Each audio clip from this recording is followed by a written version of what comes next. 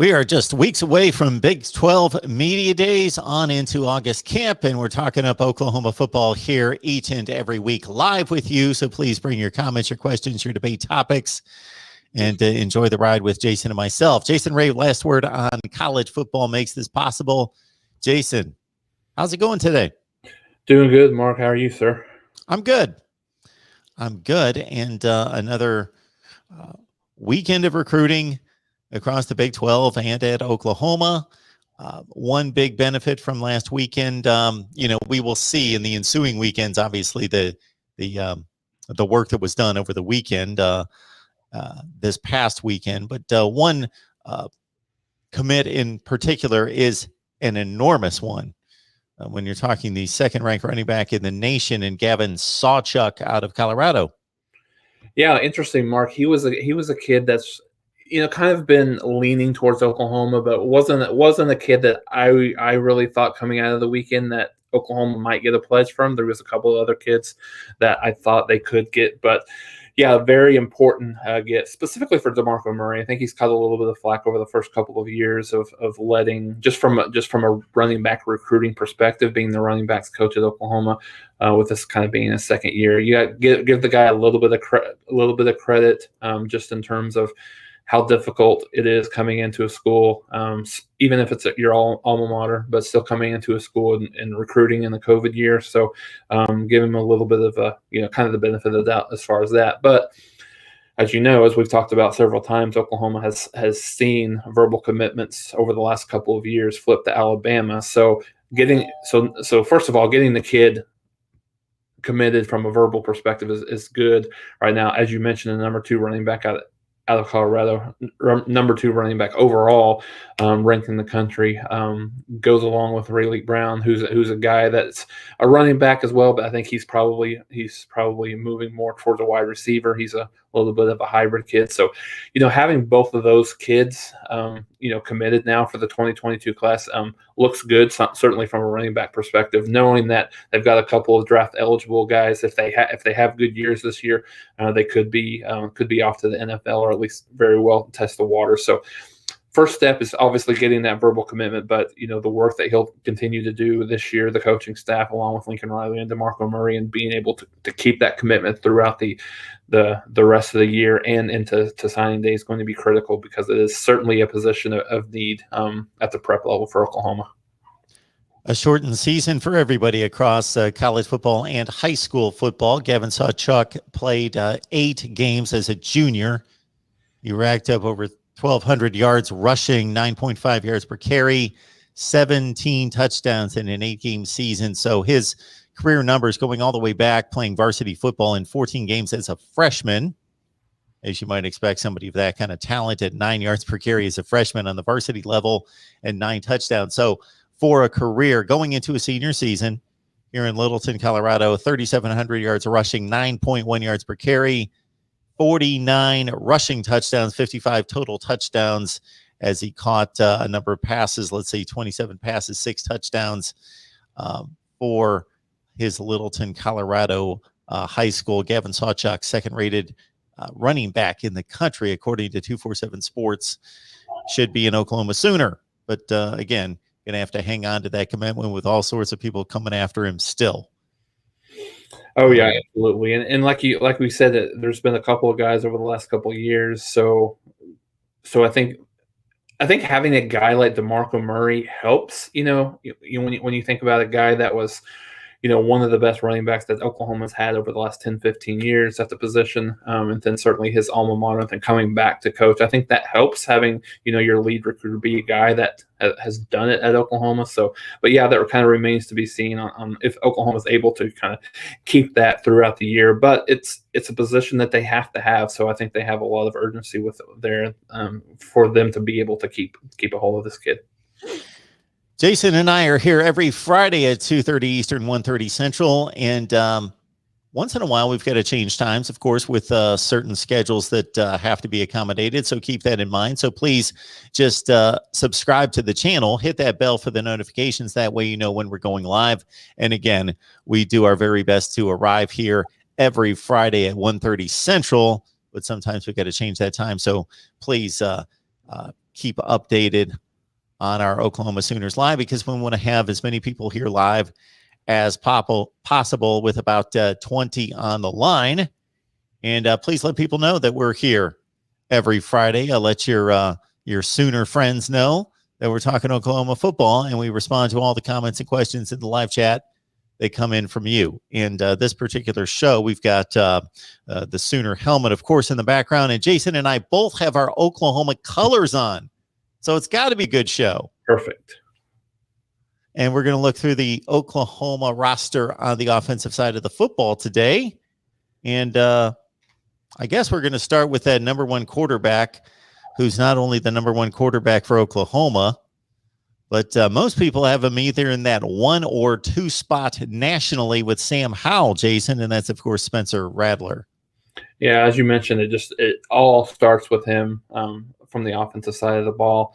As you mentioned, I think he's probably him and Sam Howell, whether you're talking about the Heisman, whether you're talking about the number 1 draft pick, he and Sam Howell seem to be right there as 1A and 1B, or however you want to look at it. So I think the one thing that will be intriguing for Oklahoma fans to know is, Bruce Feldman had a piece kind of talking about some of the kids who could make a big leap in 2021 versus where they were at in 2020. And he talked a lot about Spencer Rattler, who is a kid that Lincoln Riley and the Oklahoma coaches have been very excited about in terms of his maturation that he's had over the summer, really being in a better position to lead this team, understanding the offense a little bit better than what he did last year at this time, being a better leader on the team. I think really just kind of understanding where he's wanting to go with the ball very quickly, being a little bit more decisive, moving a little bit better in the pocket, things like that you would naturally like to see out of a second-year starter at quarterback for Oklahoma. So yeah, a lot of pressure on Spencer Rattler this year, certainly to kind of deliver what the expectations are before him at Oklahoma. But I think when you look at the depth at the quarterback position, I think on the surface it would look like maybe it took a little bit of a hit with Chandler Morris and Tanner Mordecai moving over to SMU and TCU respectively this year. But in comes Caleb Williams, had a fantastic spring game.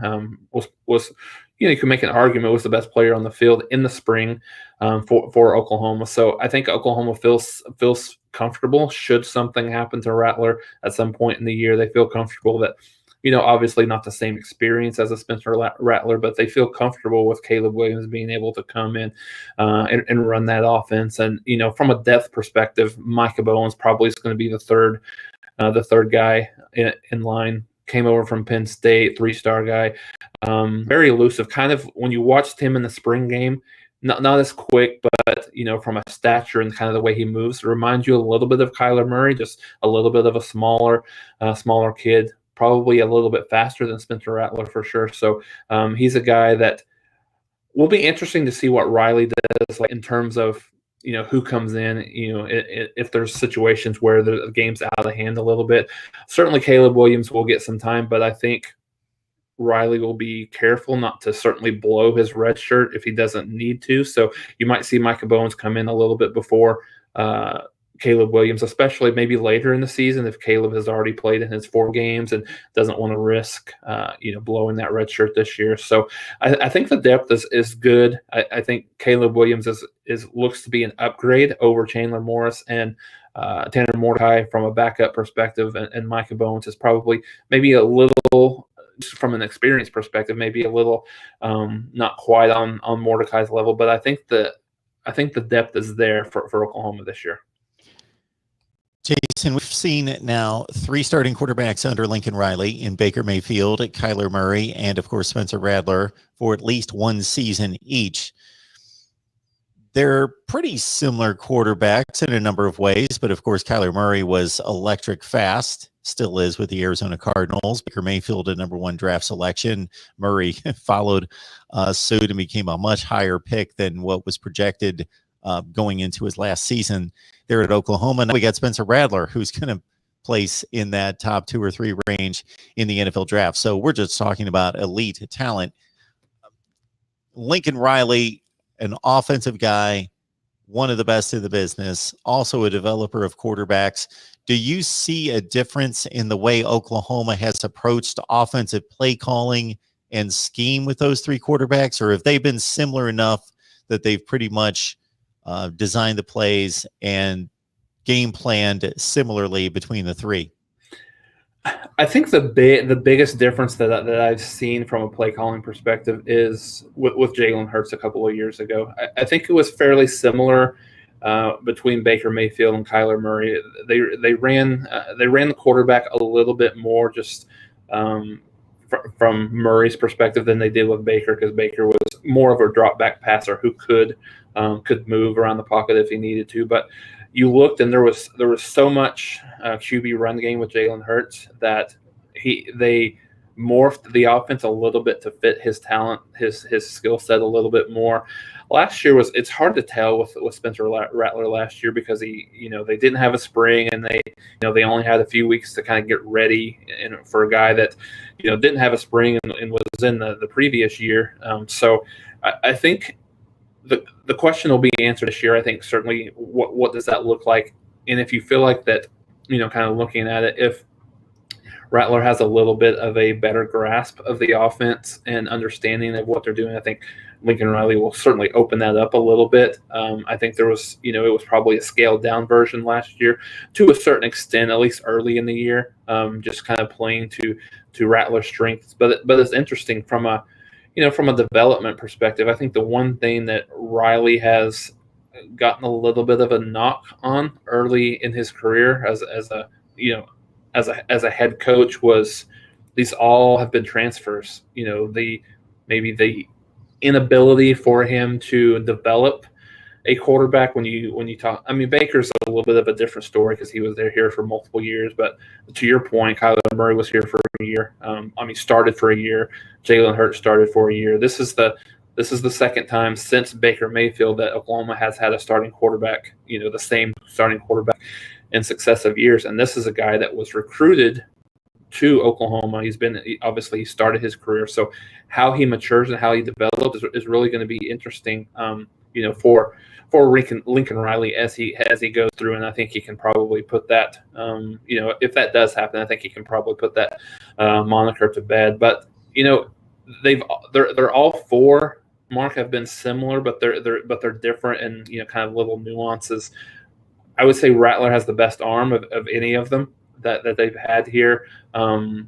Obviously, Jalen Hurts was the best runner, the best true dual threat that they've had. Kyler Murray was the fastest, and then you would probably say that Baker Mayfield had the best pocket presence, really, kind of many of them. So I think they all have a kind of a certain aspect that they bring to the position or to the team. But I think from a true or prototypical quarterback perspective, I think Rattler has the most skills to the position. I set you up for that analysis, Jason, mentioning the three. I forgot the fourth, and Jalen Hurts. I just skipped right over him. I guess the standard's so high at Oklahoma, if you're just a mere Heisman finalist, that you get overlooked. You got to actually go ahead and win the thing. So my apologies to Jalen Hurts, who's now starting quarterback somewhat unexpectedly. I don't know that a lot of people would have thought 2, 3, 4 years ago that Jalen Hurts would be a starting quarterback in the NFL. I mean, I don't know that I would have even said it after his season in Oklahoma. Like, he played well, and I think it's kind of interesting to look at. When you look at total yards from scrimmage, total touchdowns, Hurts had more than Kyler Murray and Baker Mayfield. So, from an offensive production perspective, it was there. But I think in minds of, many Oklahoma fans, he was, a step behind, Baker and Kyler. But anyways, after that season, looking at him, I didn't know, especially the way he struggled to kind of throw the ball downfield late in the season, particularly against LSU in that playoff game. You look at a guy that I had a little bit of reservations whether he could be a starting quarterback in the league, and yet here we are in year 2, and he's the guy that they're really building around in Philadelphia. So yeah, I mean, kudos to him. You can't. I mean, he's such a good kid. just what he went through at Alabama and how he handled that, and then coming over to Oklahoma, he's a kid that you kind of have to root for. We talk Oklahoma football with all of you each and every Friday, 2:30 Eastern, 1:30 Central, right here at the Voice of College Football, Oklahoma. And we would invite you in for the live show because that's the most fun, when you can leave your comments, your questions, your debate topics, and we will get them to Jason. I'll chime in myself. Of course, if you can't and you watch the replay, that's a good thing as well. You can also leave your comments down in the comments section below, but join us every Friday at 1:30 Central. All right. When we look at the running back position, I think if you're not a Big 12 fan, I think it gets overlooked how good Oklahoma's ground game is year to year. A broad narrative usually gets attached to elite programs, and for Oklahoma, it's quarterback, wide receiver centric, and they throw the ball they throw the ball 80% of the time. And the running game is kind of an afterthought, but that's not in any way the case. Lincoln Riley wants a dominant ground game, and the numbers have been there. Kennedy Brooks with 2 1,000-yard seasons in 2018 and 19. Of course, Eric Gray is the big addition this season. So set us up at running back. Yeah, it's interesting. Obviously, when you look at the top 2 guys that are going to get most of the carries, certainly you look at Eric Gray and Kennedy Brooks. I think the competition there is going to be good to see. And once fall camp opens, who actually opens up? Let's not kid ourselves. We won't find out until they open up against Tulane and they trot out there for the first offensive possession, because Riley's probably not going to release that. But Ray was clearly the better guy in the spring, and part of that certainly had to do with Kennedy Brooks kind of getting his feet back from his opt-out year in the 2020 season. But whoever starts, I don't really know that it matters that much. I think those 2 kids are going to get the bulk of the carries. Then when you look from a depth perspective, Marcus Major probably is the next in line to get as kind of the third guy there. I think bringing in Kavontre Bradford is big from a depth perspective. Oklahoma has 4 or 5 guys, if you include Mikey Henderson in that. I'm not convinced that he won't end up maybe moving back to that H-back position that he played last year, but that kind of remains to be seen on how the depth looks there. But I think when you look at Eric Gray, he's a guy that I think he's great for Oklahoma's offense. He catches the ball well out of the backfield. DeMarco Murray praised him in the spring because of his work ethic, and he just approaches every day like a professional. So I think it wasn't necessarily a knock on Kennedy Brooks, but I think it was something to kind of wake him up and say, hey, I've got serious competition here that I'm not just going to be able to come back and I've got my job back. So that competition is going to be good to see in the fall. But I think when you look holistically at this running back group, it is a group that they have 4 kids, 3 or 4 kids that could start probably at most places, definitely in the Big 12, but at most places in the country. So I think it's a good problem to have. And what Riley typically will do is kind of run that whoever has that hot hand in those games. So there may be some games where Eric Gray gets 75-80% of the carries, and then there may be games where it's more of a split, or it could be games where Kennedy Brooks gets more of the case. I think when you look at from a running back out of the backfield, Eric Gray is probably your guy. From a vision perspective, Kennedy Brooks has really good vision, runs tough through the tackles. So I think you could get into a situation where you kind of look at down and distance situation where they go, but I think Oklahoma is from a depth and just from an overall talent perspective coming into 2021. Talking Oklahoma and breaking down the offense this week. That's our theme. And, of course, we will continue to track recruiting as we make our way through the rest of June on and into July. And, of course, as we've discussed many times throughout the last couple months, it became very obvious that June would be a huge recruiting month, even more so than usual because of the pandemic, the early signing period, or the dead period being lifted on June 1st. So expect tons of commits to come in later in the summer. And we're running through the offense today. So if you've got any comments or questions concerning specifically the Oklahoma offense this week, please leave them in the live chat. As we move on to the wide receiver position, of course, people are excited about Marvin Mims. He caught 37 passes. He's listed on most first or second team All-America lists. Theo Weiss is an experienced guy.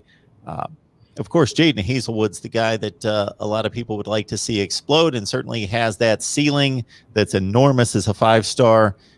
The wide receiver position, Jason, looks to be in great shape despite the departure of Charleston Rambo to Miami. Yeah, I think that's fair, Mark. I think you've got a couple of kids for Oklahoma in that group that, kind of have to kind of a show me year. Jaden Hazelwood is certainly there. Obviously has a pass for last year with the injury, but I think this is the year where he should be fairly healthy coming into the season. He needs to be a guy that shows, number one recruit in the country at the wide receiver position a few years ago, needs to show that. Looked a little bit sluggish in terms of just kind of trusting that knee. Some of the things that I've seen over the summer looks like he has gotten to the point where he's trusting that a little bit better. So he'll be counted on to be a main contributor for Oklahoma. Marvin Mims, as you mentioned, one of the best freshman wide receivers in the country, one of the best freshmen in the country overall last year. I picked up Phil Steele's magazine over the weekend. I think he has him as a fourth team All-American overall. Coming into the season, so he's a guy that he's an all-time leading receiver in the history of Texas high school football. So he's a guy that Oklahoma loved and showed his worth last year early on, especially as Charleston Rambo struggled a little bit. The X position is kind of interesting. So the X wide receiver position is where Theo Weiss played a little bit last year. He was sidelined for a good part of the spring, had an ankle thing going on. I think there's just some concern about his health coming in. Oklahoma's being very kind of hush about the severity of that injury. I know he's been going through summer camp and things like that. So that's one of the reasons why it was so critical to get a guy like Mike Woods coming in, from Arkansas, a guy who's played over the last couple of years, who's a guy that really is kind of an interesting story in how he kind of landed Oklahoma. Had no idea that he was even going to leave Arkansas, honestly, and I think he took a lot of the Arkansas people by surprise. He even played in their spring game, and then a week later decided to transfer. I think where his position was, he wanted to get a better opportunity to make some plays at a high-profile school like Oklahoma, where he'll have the opportunity to go play at the next level. So wouldn't be surprised to see him start this year at that position, especially if Theo Weiss is still kind of getting up to speed from that ankle injury, not really knowing the severity there. And then Mario Williams is a freshman who will play a lot for Oklahoma, who played, with some injuries, started in the spring, had about 60 or 70 yards receiving in the spring game, who's the guy that they'll count on as a 5-star guy out of Florida for Oklahoma. And then it's almost funny to talk about this kid. Drake Stoops is a guy who just Oklahoma keeps bringing in 4-star and 5-star kids, but he's a guy that just cannot get pushed off the field. And there was a guy that I had heard talking about him in the spring is a guy who, number one, has improved, and he's just a guy that you can't take off the field because he catches everything. He runs great routes. He's not gonna be anyone with a speed. Obviously, he's not going to outrun anyone, but he's a guy that's going to play, and he's going to be dependable. If you throw it to him in a 5-6 yard out route or kind of a hook in the middle of the field, he's going to be open and he's going to catch it. So he's going to be a guy that plays a lot. But I think Oklahoma they underwhelmed just a little bit last year. I think they led the country and dropped touchdown passes overall. So I think this is a group that you'll see a lot of improvement out of this year. Drake Stoops, 15 catches, about 15 yards per reception, and a couple touchdowns for Oklahoma in 2020. Great to see everybody here.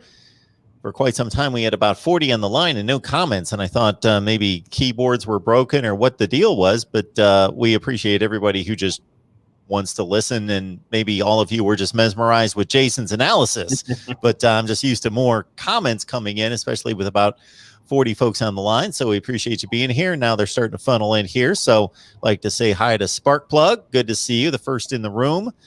Trap House Books. We got Scott Sheridan, Texas fan. So one thing that you're going to see here a little bit more than other Oklahoma shows is that the contribution from the live chat is going to be spread around college football, maybe a little bit more than you're going to see otherwise.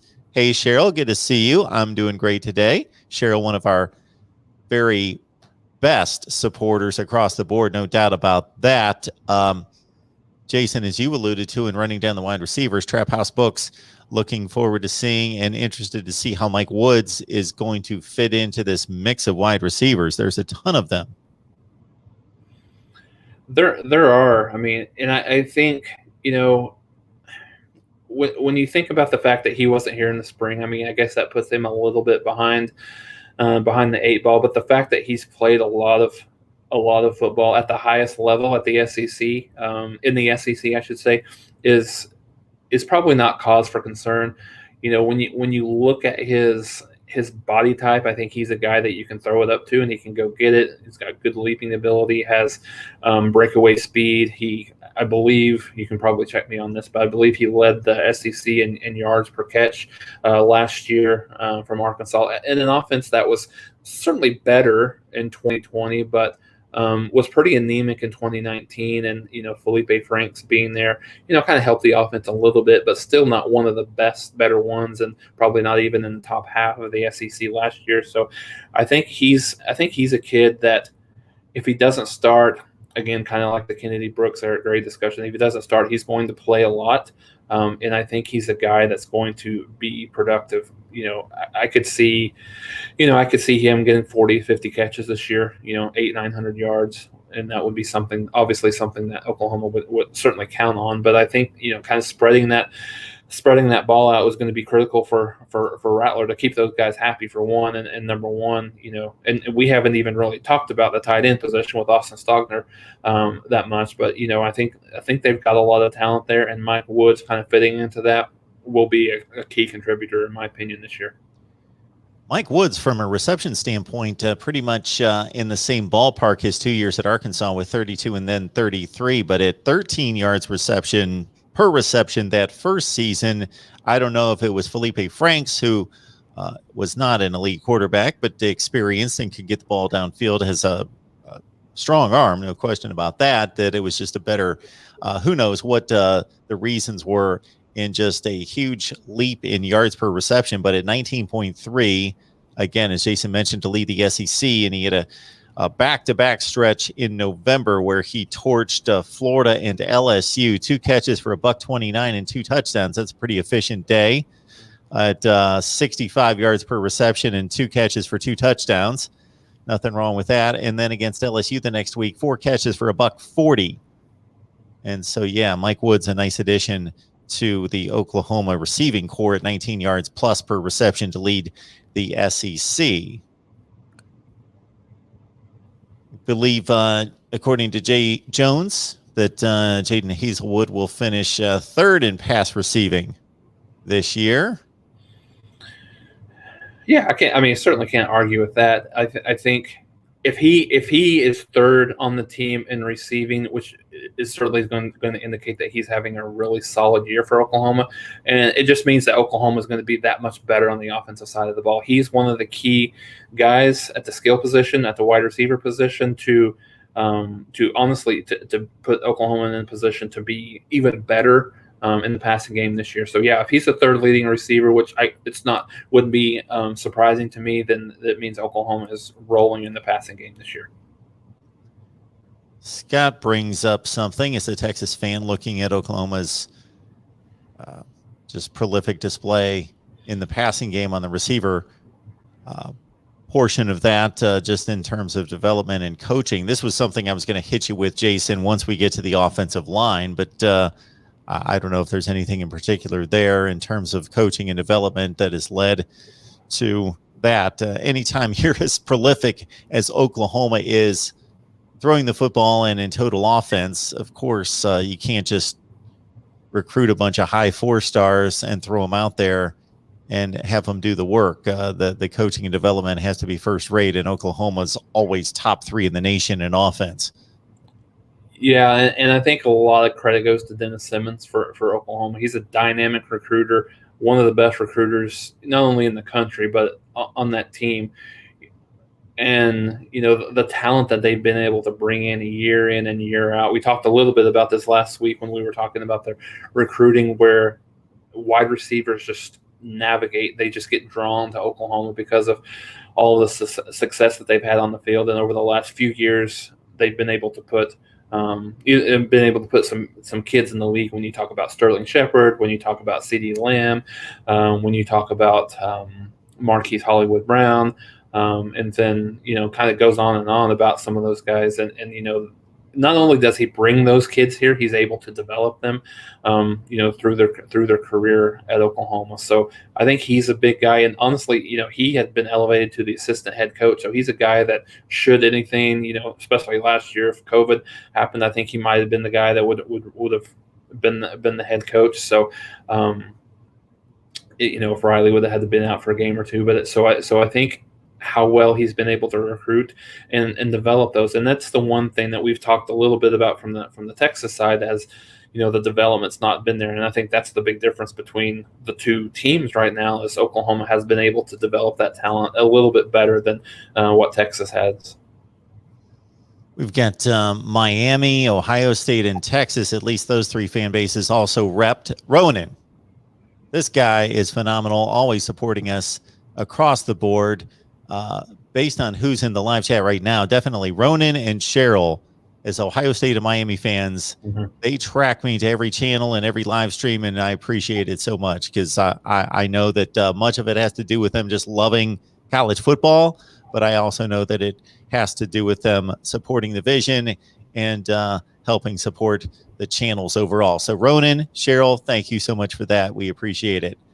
We talk Oklahoma football with Jason Ray. He makes this show possible every Friday, 2:30 Eastern and 1:30 Central, but sometimes we've got to move the schedule around. So please subscribe, hit that bell for the notifications to know when we are going live. So we don't want to move on to the offensive line without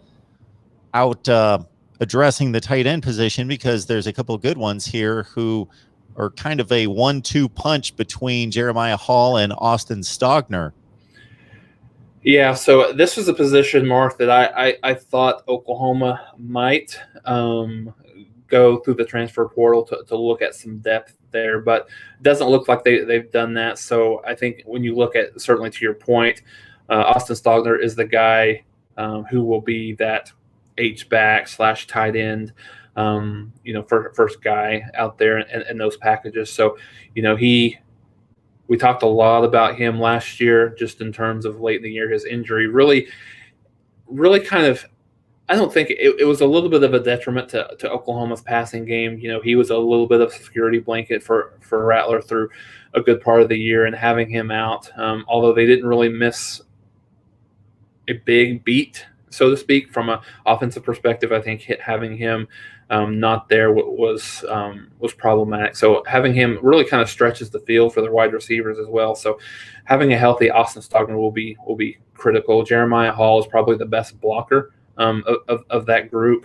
So catches the ball well out of the backfield, but is an outstanding blocker. Braden Willis is another guy who played a lot last year, and certainly played a little bit more when Stogner was out. So he's a guy that will play a lot. And another guy, it's, there's always this kid. I don't know if this, I'm sure this happens obviously at other programs across the country, but there's always this kid that kind of shines in the spring game, but then you never hear from him again. A lot of times it's some of the third and fourth team, but especially when you look at from a depth perspective, a guy named Jackson Sumlin, who's a guy, and the name sounds familiar. He is Kevin Sumlin's son.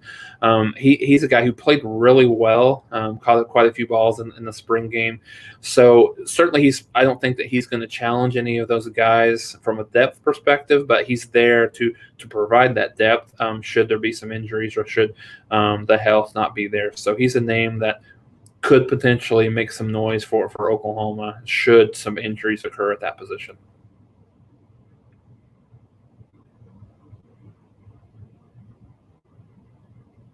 I think you're on mute, Mark.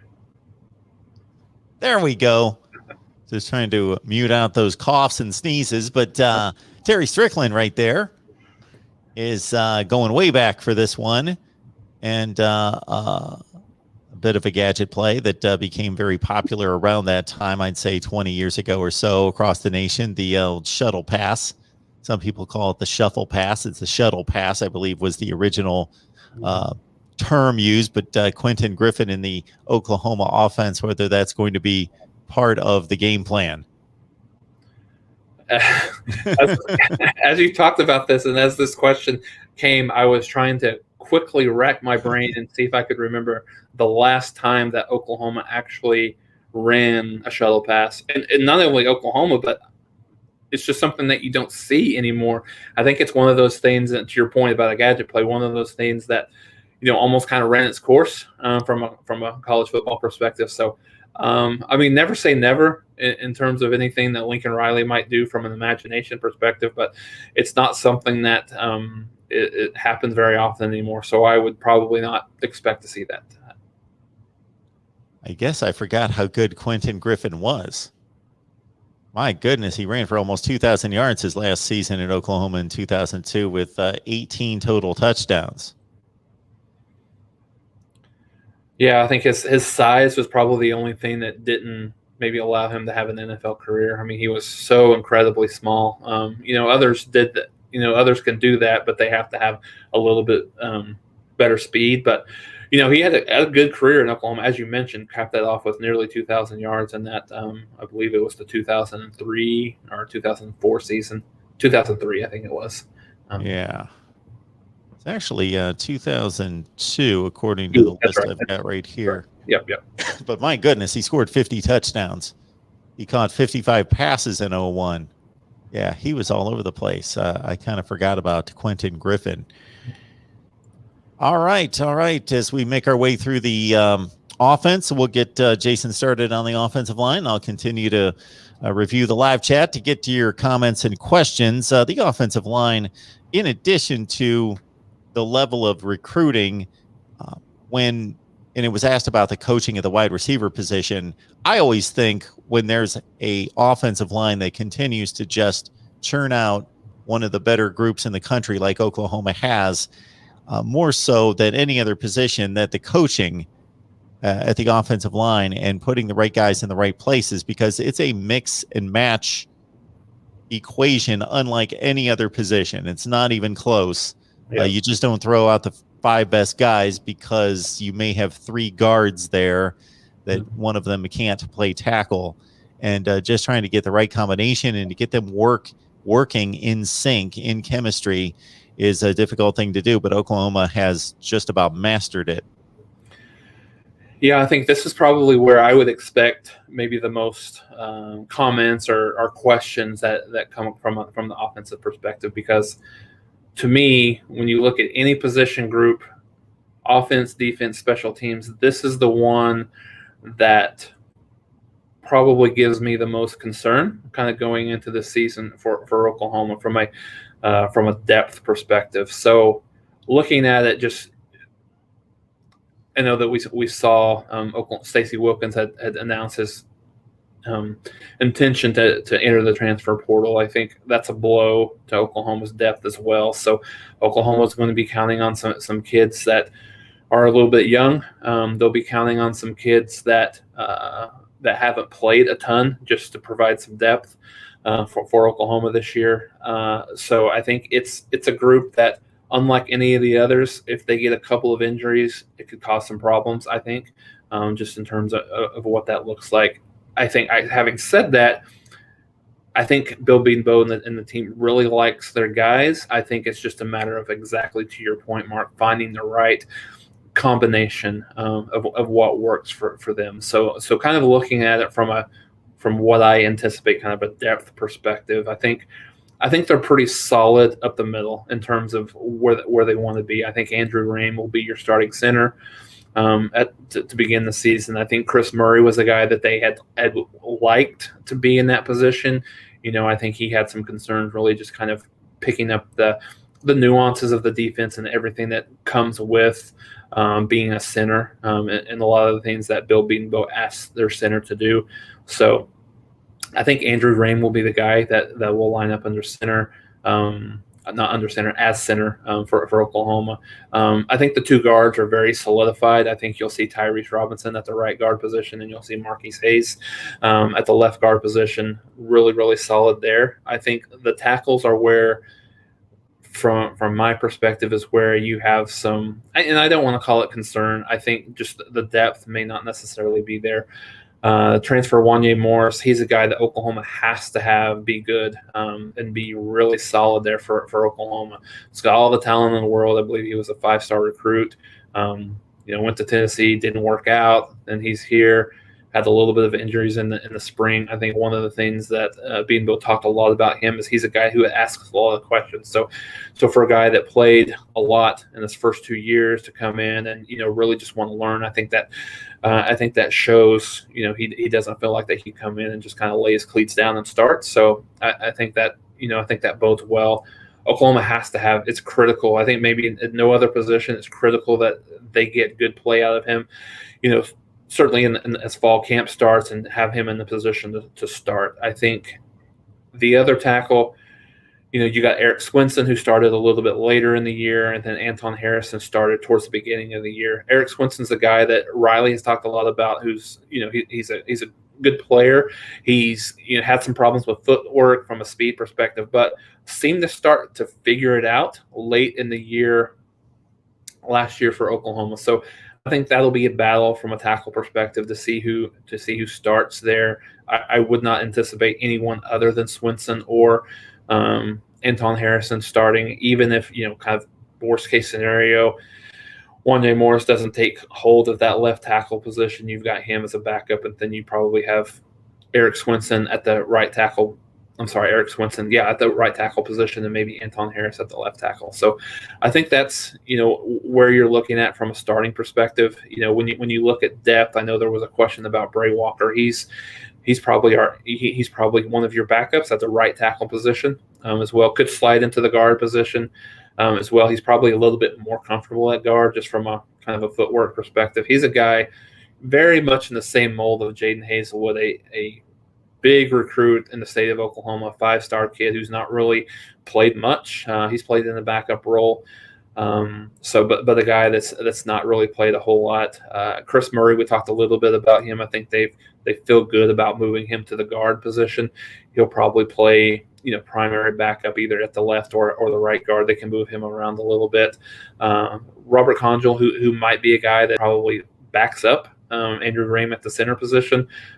Should there be an issue at guard, maybe he slides in at center and Andrew Raym moves over to guard. So I think just overall looking at it, I think just me looking at the holistic view of the roster, this is an area that's of greatest concern for me just coming into the season, kind of looking at this Oklahoma team where if they could falter a little bit, then it's the position. But exactly to your point, Mark, that you led off with, Bedenbaugh has done a tremendous job of developing some of these kids when they get in the door. So it's going to be a big summer, big fall for this team. So for this area of the team, because I think, I don't know that certainly Bedenbaugh knows this, but a lot of people look at this and think this could be the only deterrent to what is an overall loaded roster that can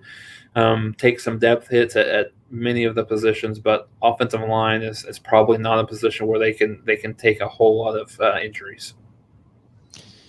And it's a position, you could say this about every position to a certain extent, but I think the offensive line, where if you're looking at a team that has all the other components to contend for a national championship, but if they don't play up to their ability and figure things out along the offensive line, then it all could come crashing down. not that they're going to go 4-8 or anything like that, but it could certainly derail a national championship run because you can't get into games against the teams that we've talked about across the nation, and even in the Big 12 to a certain extent. But certainly once you hit the big stage and have offensive line issues that persist because those teams have cats that'll just wreck a game plan for sure. Yeah, and I think the one thing that you look at with Oklahoma's schedule is, fortunately, it does give them a little bit of time to figure it out, what that mix looks like, what works the best with Tulane, and certainly the first couple of weeks with Tulane and Western Carolina, and then not sure what we'll see out of Nebraska this year, honestly, and then I believe they have West Virginia and Kansas State before Texas. So yeah, I think they've got a little bit of time to figure that out. But to your point, it's something that I think that if you would ask any Sooner fan, it might be one of the things that would make you a little bit nervous about this season. Not that it can't be a position of strength. They could be better. They improved last year. Towards the end of the year, they struggled a little bit to run the ball early on in the season, and then they got much better towards the end of the year. Of course, really good running backs makes the offensive line look a little bit better. But if they're able to take that momentum overall over into the 2021 season, that will be good. But I just think Wanye Morris, having him really solidifying that left side of the line, will be beneficial for the Sooners. Jason, let me hit you with this. I'm looking at Athlon's here, and they've got both Big 12 and national unit rankings. Now, in the Big 12, on the offensive side of the ball, they've got Oklahoma with the best unit everywhere except running back at number 2 behind Iowa State, and that, of course, is because of Breece Hall. Yep. And then on a national scale, they have Oklahoma with the best quarterbacks. And when it says quarterbacks, you got to think, obviously, that's weighed heavily toward the starter, but they're also considering the backup, which is a 5-star as well. But Oklahoma number 1 at quarterback, number 6, and I'll mention a few other notables, including teams in the Big 12. So Oklahoma number 1 at quarterback, North Carolina 2, Clemson 3, Miami 4, Iowa State's at 8. Running back, Iowa State's at 5, Oklahoma 6. Alabama's 1, Georgia's 2. Again, Iowa State at 5, Oklahoma 6 at running back.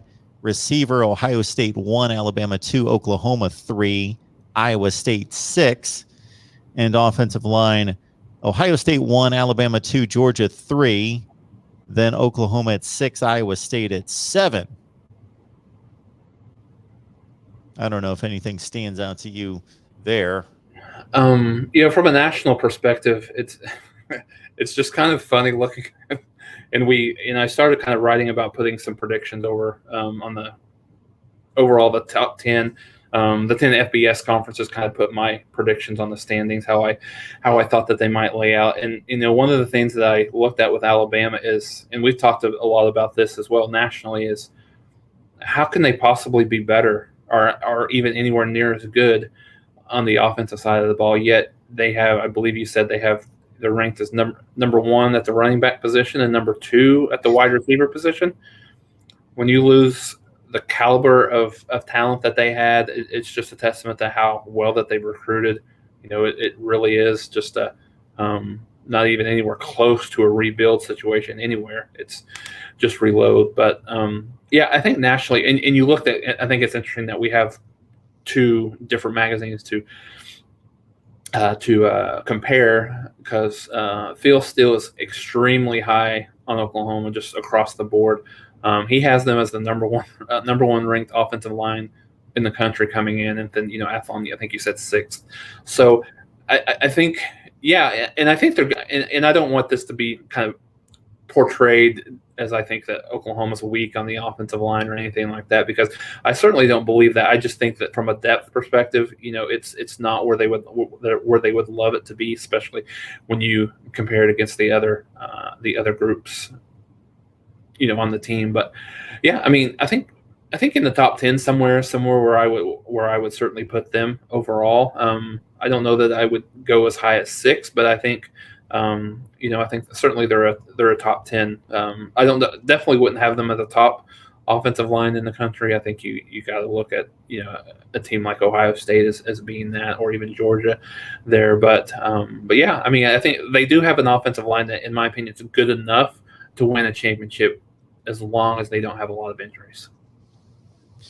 904 Hurricane and Lewis Papp tag teaming on the hit the like button for everyone, and then Lewis tells everyone to hit the share button too. So yeah, one way you can might be the biggest way that you can help us grow the product is to share the videos out on social media, or either just have conversations with people that are Oklahoma fans or college football fans and just let them know that we're here every Friday. And if they can't make it on Friday, if you can't make it on Friday, we hope that you would join us for the rewatch squad, as it's been called. Join us on the replay. All right. 904 Hurricane is saying, Jason, are you familiar with the YouTuber Gold and Blue? He thinks that West Virginia is the only team in your conference that's going to have a great defense. Looking forward to Sooners beating them down. So 904 Hurricane, not a big West Virginia guy. And West Virginia led the nation in pass defense last year. That number, obviously they were effective against the pass. There's no question about that. Whether they were the best pass defense in the country, I tend to think that the advanced metrics speak to that better than just total yards given up, especially when you play Army in a bowl game. And that's 1/10 of your season. That helps. That definitely secured it once they had the number 1 ranking heading into the postseason when Army was going to throw 3 passes. But your thoughts about West Virginia? Yeah, I think certainly they're going to have a good defense. To your point, exactly. They have, I believe, 8 or 9 returning starters from a team that was one of the best in the country. But I think the changing of the guard of the Big 12 is happening. As we speak, I think the teams are getting better. No, they're not at SEC level, or probably not even at Big 10 level at this point, across the board on how well they play defense. But Oklahoma State was much better last year. West Virginia was much better last year. Oklahoma obviously was much better last year. So I think you have those 3 teams as probably the best 3 defensively. Iowa State was a lot better. Texas is even a little bit better, last year as well. So yeah, I think when you look at, and I don't want to take too much thunder of what we're talking about next week in terms of the Oklahoma defense, but looking at how much that they've improved over the 2 years, just from a statistical perspective, I had done this for one of my articles at Last Word. We looked at Oklahoma actually improved about 12 points over the last 2 years from where they were. I think they were about 33 points per game in the last season under Mike Stoops / Ruffin McNeil. And then last year they were right over 21 points a game. And then when you look at the last 5 games of the season, they gave up 15 points per game. So I think the improvement on the defense at the Oklahoma side, I think they're the best defense coming into the season in the Big 12. I think, based on the talent they have and how much they've brought back and where they're strong, I do think that they have the best defense in the Big 12 coming into the season. But, to the point, West Virginia is still solid on the defensive side of the ball, but they're not the only team that's playing defense in this league. And Athlons, for one, not that their rankings are perfect by any stretch. I've got a Lindy's here. I've got an Athlons. Had Phil Steele on a number of times. I didn't get his magazine this year, but Athlons, again, this is just one perspective. So I'm not citing Athlons to be the Bible. Like, these are the rankings, but they're not real high on West Virginia's defense. 6th, 7th, and 6th defensive line, linebackers, and secondary in the Big 12. Yeah, that's interesting. They've lost a little bit. I was trying to recall exactly how many returning starters that they had, but I thought it was 8 or 9 off of that team. I know they had a couple of kids that transferred out, and they got a couple of new kids coming in. Maybe that maybe that returning starters was not counting the kids that had transferred out. But yeah, I mean, it's tough to, they have a tough schedule early on. So I think we'll find out. Relatively tough from a non-conference perspective. They play Maryland and Virginia Tech. I think sandwiched around Long Island in terms of their non-conference. So you'll find out a little bit early how good they are defensively. And certainly there's not a team, exactly to your point, Mark, that you had mentioned about Army. I mean, there's not a team that they're going to play in the Big 12 that's not going to throw the ball around a lot. So we'll find out. I think when the rubber will meet the road, certainly when they get in the conference season. So Darius Stills was one of the better players in the league defensively at nose tackle. He's gone. And Tyke Smith was an all Big 12 cornerback. He left for Georgia. Yeah. So those were two big losses for West Virginia on defense.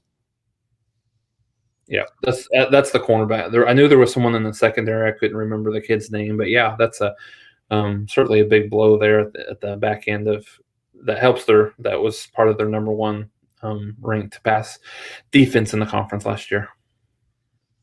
All right, Oklahoma fans, we appreciate you being here every Friday, 2:30 Eastern, 1:30 Central. I know that's the important time zone, 1:30 there in Oklahoma in the Midwest.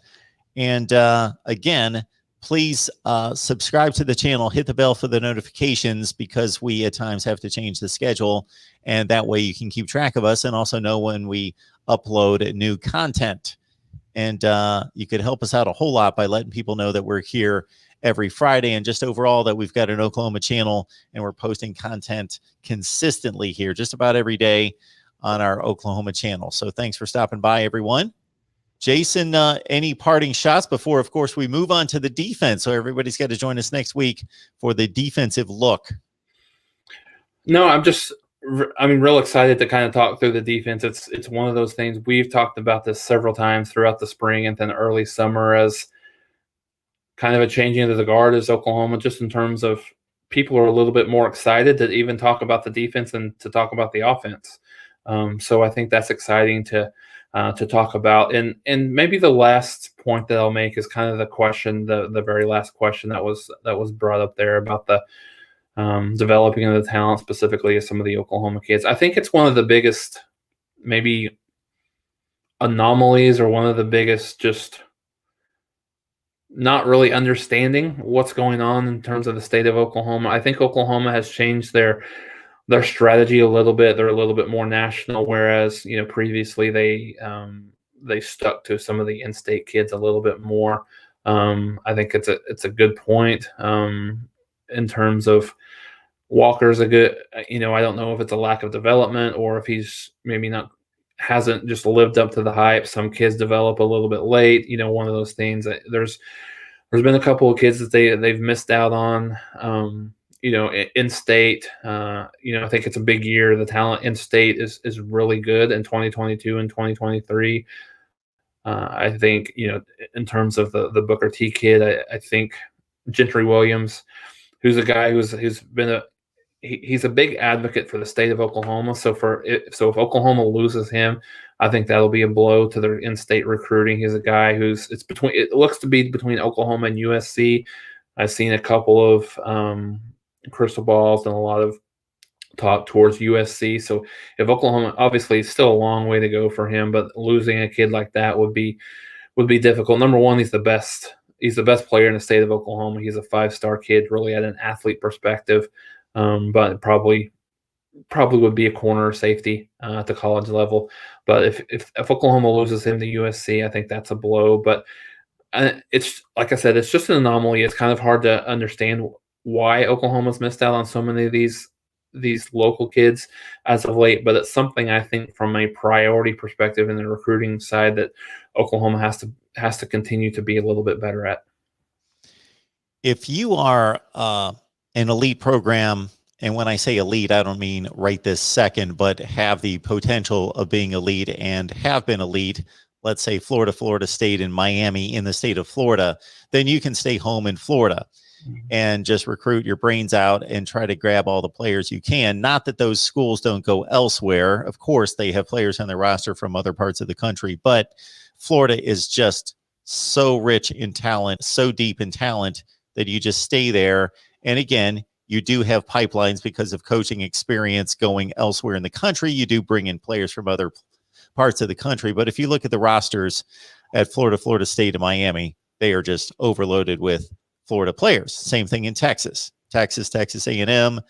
Maybe a little bit more difficult there because there's just so many schools that play the Power Five and the Group of Five level in Texas that they may venture out a little bit more. I don't have the numbers at the top of my head, but still, you can stay home.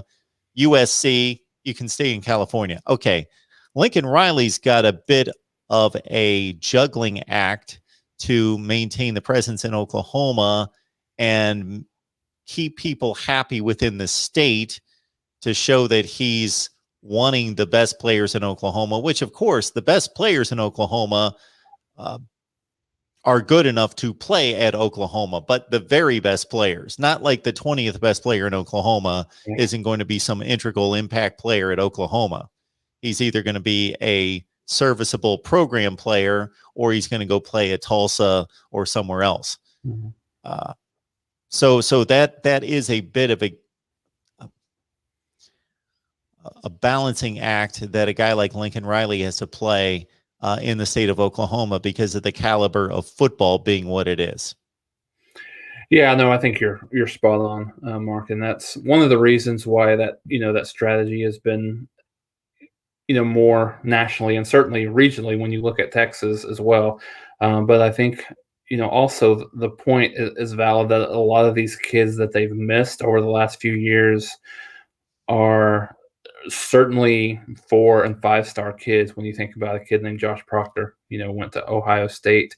We've talked about Gentry Williams a little bit. There's been on and on every year, and not every year, but I think more times than not, Oklahoma has let some of the big time recruits slip out of their fingertips. So I think you're exactly right. Oklahoma's not gonna concern themselves with the 20th or 25th best player in the state of Oklahoma. But I think as long as it's a strong year and as long as it's a year that you got a 4-star and a 5-star, those are the kids that you would like to see that Oklahoma get.